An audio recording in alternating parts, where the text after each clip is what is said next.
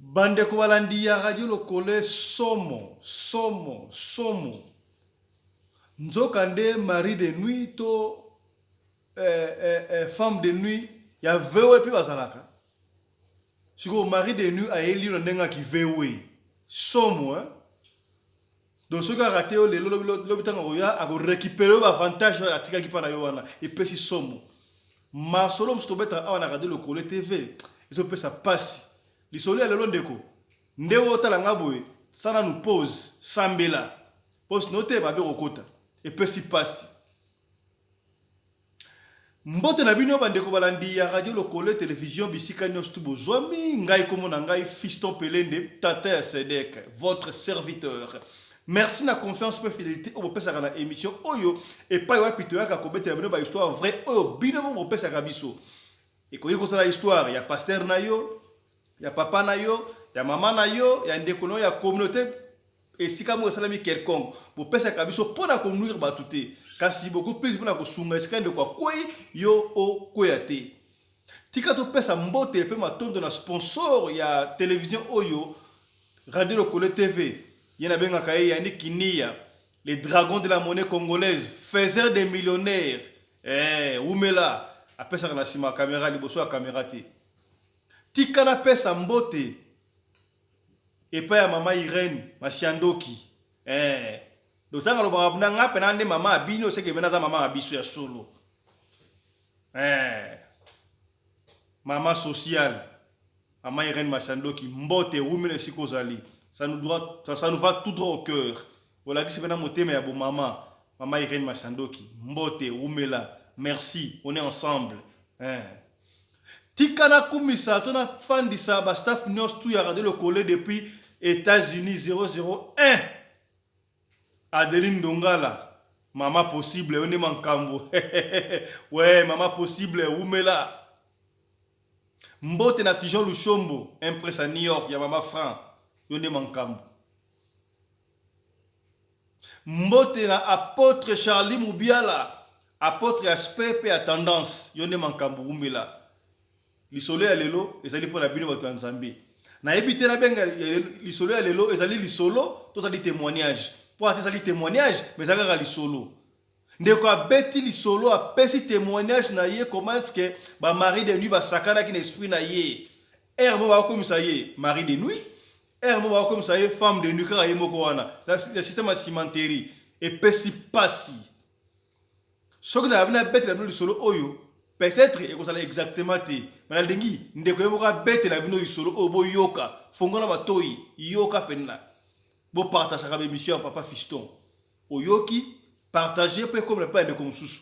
Donc ça la commentaire na sima. Boyo kana ndeko. Ndenga expliquer témoignage na ye. Webi ndeko a passer témoignage o ba chaka mbeli na mutema na to le bina mu Kongo wana. Ndeko wana compter témoignage. Yoka témoignage ya son bandeko. To kuta na sima témoignage. To landa biso bino ensemble et puis to débattre na sima. Écoutez to landa.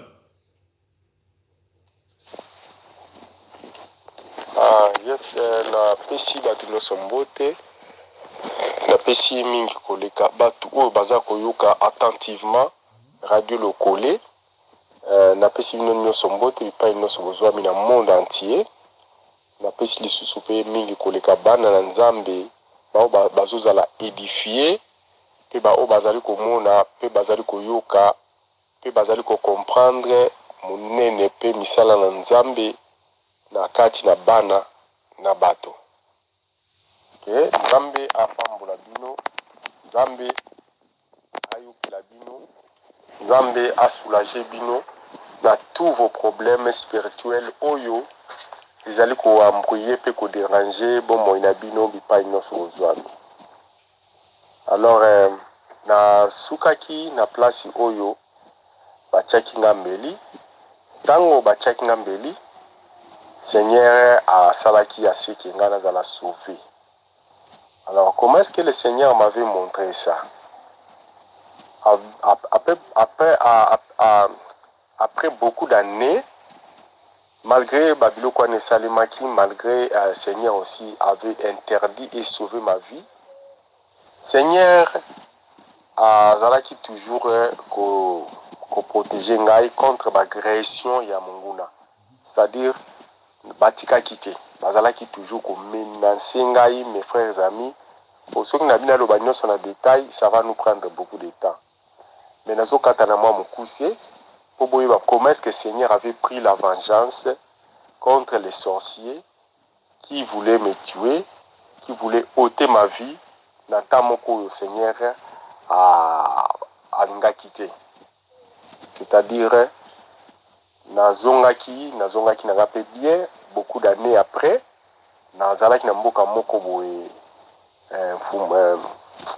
kwa mutu donc fumunzale kwa mutu donc à partir wana batu bayebi nzela fleuve bayebi bamboka nazoloba wana comme nazalaki wana menace ezalaki extrêmement donc les femmes de nuit les fameux femmes de nuit même aussi les maris de nuit parce que j'avais aussi ceux qui obanda kosala na ngai o bango balingi donc bazozwanga lokola mwasi bazozwanga lokola mobali na part na bango alors nazalaki vraiment dérangé et comme na moment moko boye ba menace vraiment ozomona ngo de vie à vie na bino oyo komi excès Zambe pourquoi tu avais voulu que nazala na bon moi mais otikeli encore les sorciers tant ya ko manipuler bon moi nanga alors j'ai pris la décision de aller à l'église nabondela jusqu'à ce que l'Éternel a réagir na sali ndengeni na ebisi madame nanga tozalaki naye alobi nanga bo voilà to sala mabonde nga bino mabonde libiso mbale na ba 2-3 jours nde to sala les autres à la moi muke il faut to sala un mois il y a prière chaîne prière mais tout ça on a quatre églises et il y a qui peut juste tomber na kwa mutu wana il y avait deux évangélistes nzambe malamu bazalaki ko sala ba prière pe na kati ya église et moi pe ba tchaki délai na bango biso pe nga pena ko ba voilà ils a comme libaku nga pena profiter ko kota na bango ba prière na koti prière na bango premier jour deuxième jour troisième jour to kota ki samedi to bandaki samedi dimanche lundi na butu à lundi na moni Seigneur aye ko se présenter pendant ngai et albi na ngai c'est moi le Seigneur na ye liboso na yo na ye pai na yo po na ye bisayo ete na yo kikolela na yo depuis na lola mena kiti awa po na ya ko délivrer yo na maboko na ngai moko le Seigneur excuse na délivrer na maboko na ngai moko na sote mwa mukia na sote mwa mukia na avant wana tango makamwa nezo salema ngaje na tamboli na Kinshasa vraiment na ba pasteur oyo baza renommé na kini wana ko tchanga ba maboko vraiment ba délivrance ya ba forme na ba sorte nyonso ce cas OK là après 3 jours ezoli mais tango zonga la troisième jour wana ezonga lokola charge oyo ya 3 jours passé bango bazwa kiyote donc ba yé na ngolu susu et comme le quoi quadruple quoi donc mal à l'aise pour ça qu'on vivre ici là ngana mokili donc na komo kendela na ba matanga donc tu dois continuer vous comprenez l'histoire de Robeta azobeta histoire là comment est-ce que ba mari de nuit ba comment ko sakana na yé à côté ba prière azokota ba prière soit sali moi 2-3 jours à prière esprit wana kimi mais ce que jour wana asali prière était esprit de kozonga et récupérer ba retard nyonso tout de ce que ba qui était pendant 4 jours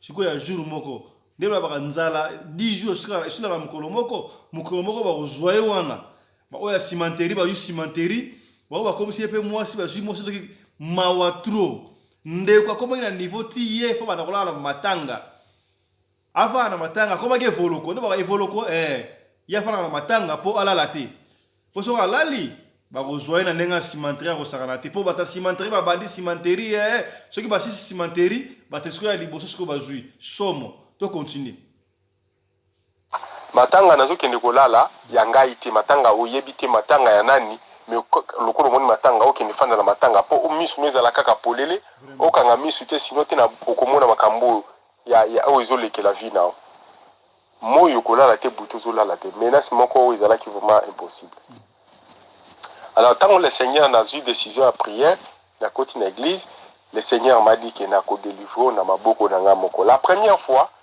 la même boutouana na moni na ciel, na moni fleur moko zo kita na ciel, na fixé regard na fleur wana et yeti et comme juste le bosso nanga, fleur moko bunene et na bakomi likola fleur wana racheter le temps na katikati nango car na si nango bakomi les jours sont mauvais. Après fleur wana eye kolimwa. Ah na la moki na bi Seigneur. Na bandi ko bondela na ebi bengi ba évangéliste na ebi si bango ba évangéliste singa OK. Délivrance na o eza pembeni, continuer la prière. Nazu na Nouveau Testament moko nazaki nango moki wana oyo ba Nouveau Testament na biso ya Louis II na bandi ko dessiner fleur wana na mwinda pétrole parce que na mboka courant ezate mais na copier fait wana donc fleur wana ezalaki vraiment exact. Malheureusement j'ai perdu Nouveau Testament na ngana depuis na Congo quoi na perdu akiamo déjà mais tango ba na ebisi ba évangéliste basinga non toi tu vas continuer comme ça là délivrance nous a pembé na expliquer bango pe mamunyo soningi ezolikana na vie nanga babi non tu vas continuer et tu vas délivrance na yo Nzambe a ko délivrer. Deuxième, troisième nuit encore après visuel liboso, le Seigneur a descendu encore. Il m'a dit voilà frère Johnny ngai na ye lelo avant na libérer yo na maboko ya bato oyo bazalaki kolinga baboma yo na kolakisa yo premièrement problème nini oyo bango bakotelaki na vie nao. Deuxièmement na kolakisa yo complot nini oyo bango bazalaki kosala mpona yo. Et troisièmement na koposer aux questions eloko nini oyo yo lingi ngai Nzambe nasala mpona bango après yo komona bato wana ngai nalobi o nkolo boma bango voilà nkolo alobi ok nkolo a disparaître ngai nalamuki lisusu ça fait donc tozo comprendre lisolo donc ndeko abeta lisolo asko Nzambe akiteli azosolo na Nzambe soki mpe na ndoto soki mpe na vision Nzambe ayebisi na kotalisa yo bato oyo basalaka ko makambo wana oyo bazwaka na ndenge ya cimenterie oyo bazwaka mpe na ndenge ya liboso oyo bakomisaka ko mwasi na bakomisaka ko mobali nasala bango nini ndeko aesite te po bato oyo makambo basalaka ngai soki oyo bakatenga 2 jours to bakozwa ngai 3e jour barécupere retard wana di grand prêtre Nzambe boma bato wana pasi elekaki ndeko do souffrance abi no Nzambe abomaka bato wana ndeko oyoka ta mawa te ayesi Nzambe aboma bato wana landa suite.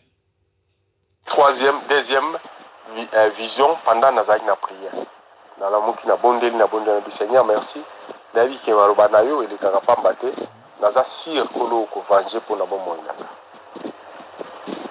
Lundi prochain donc le lundi ya semaine prochaine nalali lisusu boye le Seigneur est descendu encore. Le Seigneur m'a dit ceci frère Johnny fungola misu nao tala makambo ezolekana na se retrouver na zalaki na kati ya chambre.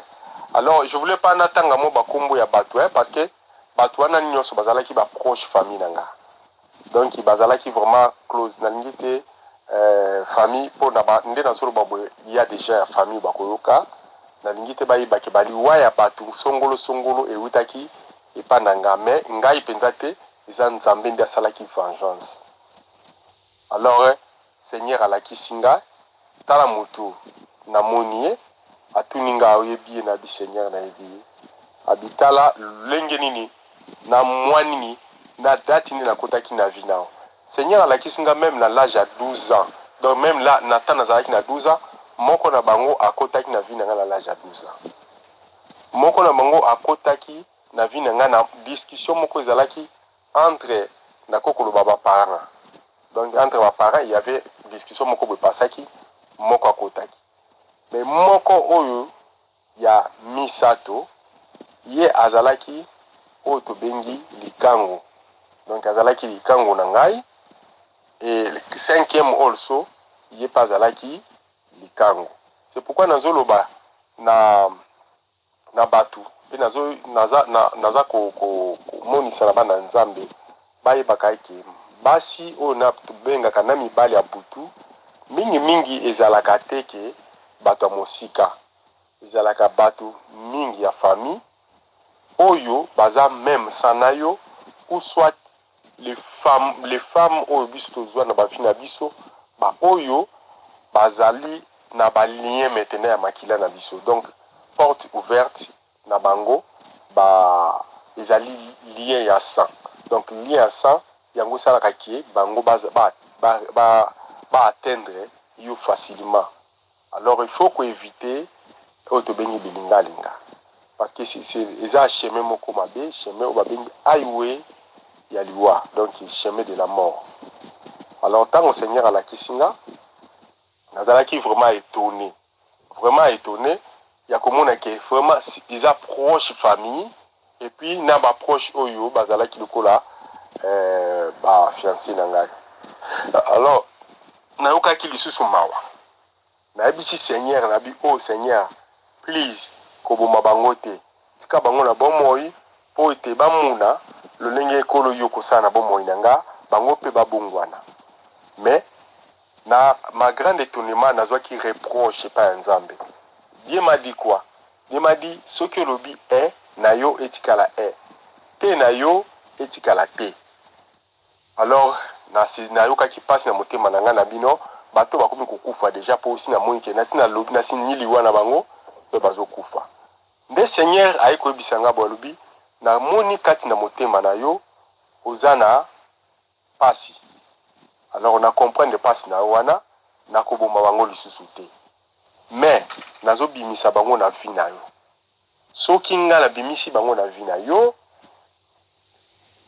na kotia ligne ya rouge liboso na ya vi na yo. Ligne o nga na ko tracer na liboso ya vi na yo bango oyo moko na bango akomeka kokozonga lisusu na vi na yo pona aya ko embrouiller vi na yo yinda kozwa azala pris na piège oyo nga na ti nde na sepeli na bi oh merci Seigneur merci tant na lobi bongo Seigneur alobi nanga OK na lamuki na azalika kobondela na moni yango ke non voilà 3 fois Seigneur comme a visiter nga donc makambuzo kende kaka naza na nkolo. Allez 4e fois Seigneur aikoya quand 4e fois ye abinanga voilà lelo oyo okomona moko na moko ndenge ayaka koluka.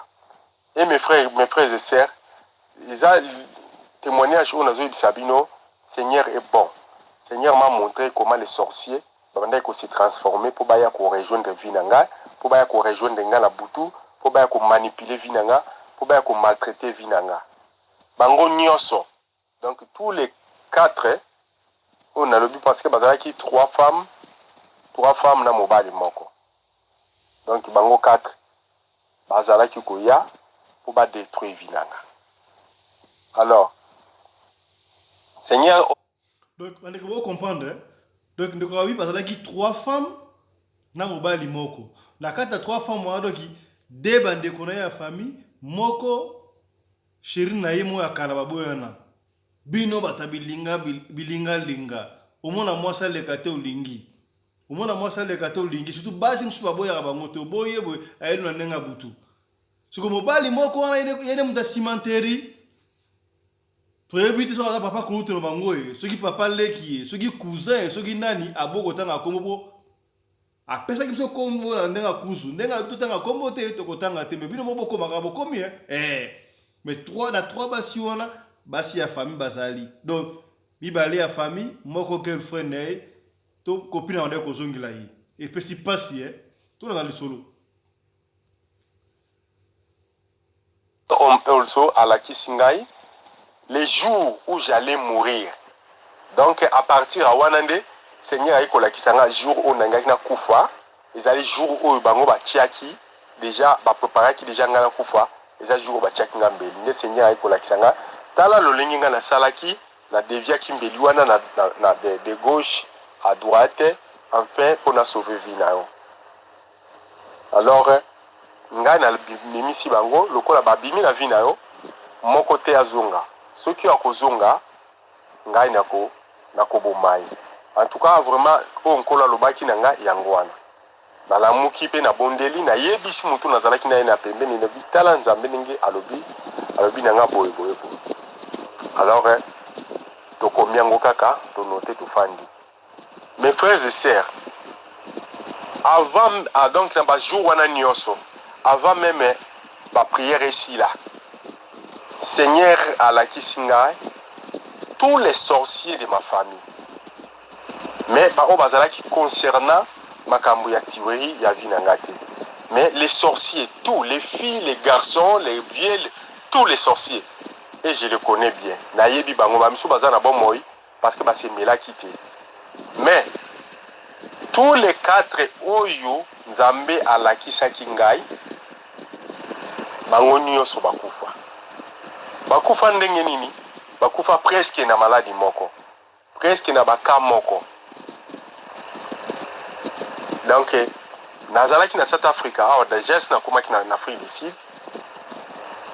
Jour moko nalalaki, nalamuki fond nange leli, nazosola na mutu moko na Kinshasa, mutu wana azalaki pembeni ya moko ya basorcier, comme na coutume na biso ba congolais oyebi ke soko zosola mutu famille azalaki libanda et puis mutu musa azali wana tu ne peux okoko manquer te kopesa mbote ou soit te solo naye.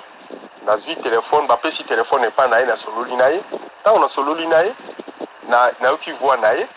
Mais alobelaki na lolenge moko bien te. Oh yozo kendi yoso bandi kobala biso na notolia ta mbungu na ote alobi ngelo koma na kati na bite moni lengo zana yoza famille. Soki likambo ezali bokoyeba zala calme bino nde batu kokende libala.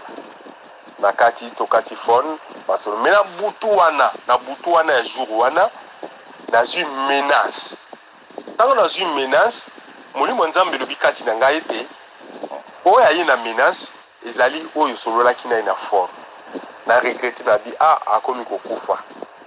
Donc kaka ndenge na lobaki wana eumelaki te 3 mois après asalaki ni na kufi. Mais moko akufaki juste nazalaki na Kinshasa. C'était comment? Tolali tolamuki na wana siko na kati ya famille. Un jour nakutani na ye et na bon na zosolo na ye azolo bananga ki alobi frère Johnny yo Nzambe na yo azali Nzambe simba ye ça pour rien kaka ndenge wana. Alors nazaki étonné ya komona ke mutu lokola oto bande kobenga lokola mutu munene ya mais comment est-ce que akokolo bananga mbala moko bongo 5 na sala miracle 5 ayebi ndenge nini kenga na zala Nzambe munene kena na tingama naye. Alors j'ai compris que voilà ye azalaki pe parmi bato balakisa kinga ke azali en tête ya makambo baningaki basala zinanga Nzambe azwa lokumu lokola reconnaître Nzambe. Mais néanmoins kindoki eza lokola nzala soki mutu alie après kolia après kotonda naye après quelque temps akoka lisu nzala ndenge ndoki ezalaka ata otindeli moto azu bina moto aziki akimi mais akokende ti ba mwa moko babosani ke azikaki et pas na efazonga lisu atala est-ce que moto wana ezali. C'est pourquoi Bible les autres abiso faut prier sans cesse, c'est-à-dire moto wana ezalaka toujours ya kopela pour ceux qui a ezongi ayi kokuta moto ezate nde place ya kosala misala na yango. Alors vraiment Nzambe apambola bino pa nyonso bozwami wana ezali parti oyo kolo a continuaki après avoir kotianga mbeli après avoir kolakisanga makambo wana et puis après koboma batu oyo nyonso bazalaki na complicité à la sorcellerie. Seul mutu oyo abikaki pe aza na bomoi ezali moko oyo Nzambe ayokelaki mawa, c'est-à-dire Nzambe ayebisaki nga nalali na butu namoni ye aye. Le Seigneur amina nga fungola misu natali namoni mutu azoya alobi na nga ok kobanga te fanda na mutu wana pembeni na fandi na ye pembeni na bandi kosolola naye na sosolola naye comme quelqu'un ou aza déjà aza na bolingo na ye. Mais le Seigneur me dit ne la touche pas, c'est une femme de nuit. Moi j'étais vraiment étonné ya komona ke mutu oyo na ye bien normal mais aza la femme de nuit.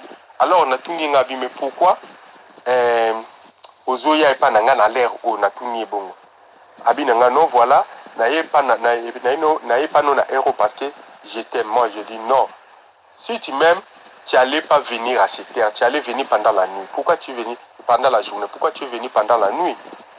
Il m'a dit que non voilà wana kaka na kacha vision oh non voilà ngabino Et normalement, bayaka na bilongi na bango normal, te bayaka na bilongi moko ezali un peu voilé. Maintenant na bisi ambi voilà, au moins le qu'on a mis na bisao lelo, Seigneur t'aime. Et puis le Seigneur qui m'a poussé de te dire ceci. Ce que bongwani ta ko bomao. Banda lelo, tika misala mabe ozo sala. Et puis la kisanga face na yo normal. Bala moko abandi kolela, tanga bandi kolela asimbe longi na ye. Aussi masimbe longa longoli liboko elongi zongi normal le longi ya mutu oyo Seigneur à la kisa kingake la sorcière et qui était ma copine.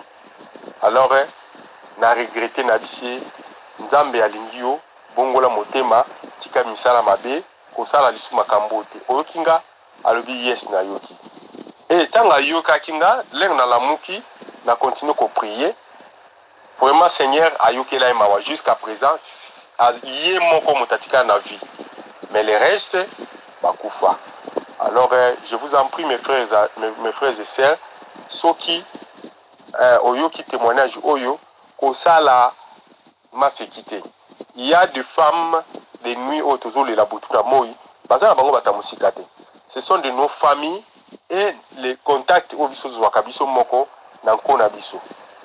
Alors il faut tout le monde na bokebi parce que monde déjà vraiment dans ma complication. Ce qui Seigneur à la kisioté, ce qui Seigneur à la kisioté au koyebate parce que ça va biloko moko vraiment très secret. Rappelez bien beaucoup d'années après dans zalaki na mboka moko boye. Voilà. Je crois témoignage il y a un déco comme presque dans souka soukia boyo qui commence que ba mari de nuit ba bande ko sakana na yo sakanate. Monsieur ba ozo eloko la mibali, monsieur ba ozo eloko la basi. Yango na lobaki soki na beta lisolo oyo na ko beta yango pena peut-être boyete. Yango longonya matondo na mama ibete li mama irene na shandoki. Soki na pese lisolo nga beta na bino. Pour y avoir des bêtes, les ndés bombarabatuko. Maman Irène Roumela.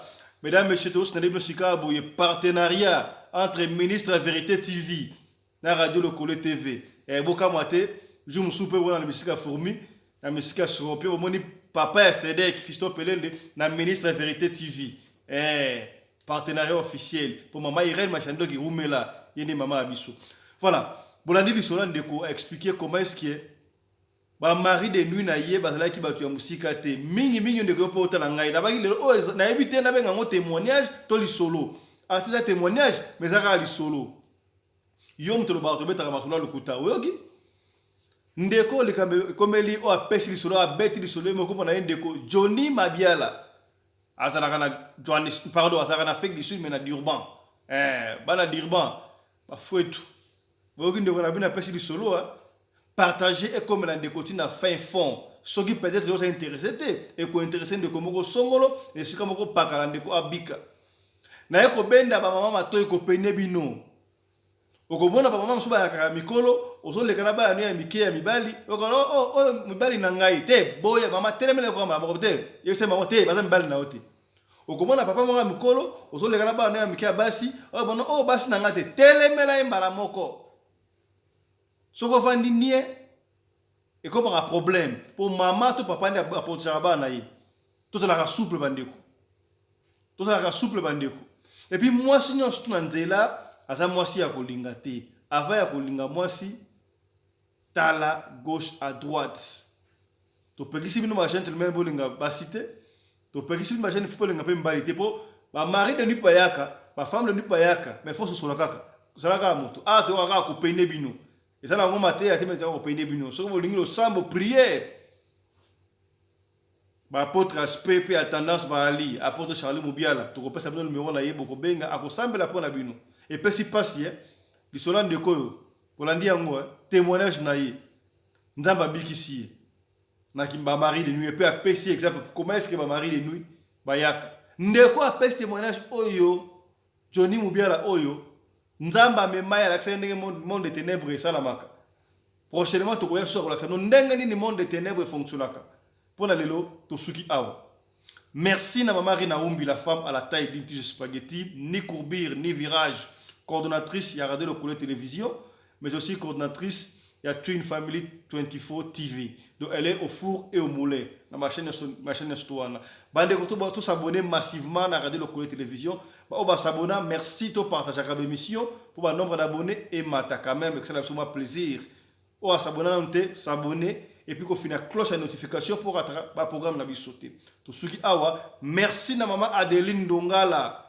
Maman possible, ou me la yone mankambu depuis 001. Tout ce qui cette mission, on remercie maman Irène Machandoki, maman sociale. C'est qui est bien. Pour s'abonner, peut Mingina, ministre de la Vérité TV. Pour Kunande, mankambu. À la guise, c'est maman sociale. Maman Irène Machandoki. Au commis, c'est qui est bien. Chap chap. Et tchara.